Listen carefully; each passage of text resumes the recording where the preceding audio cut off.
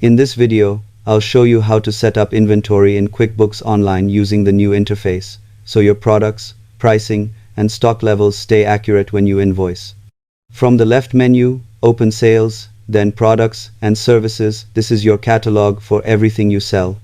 First, scan the list and make old items inactive to keep things clean. Click New and choose the right type, inventory product for physical stock, or service if you don't track quantities. For inventory items, enter a clear name, customer-friendly description, sales price, and your cost so profit reporting makes sense. Add the starting quantity on hand with the correct as of date, and set a reorder point if you want low stock reminders. QuickBooks may ask for accounts like income, inventory asset, and cost of goods sold. Pick carefully because they drive your reports.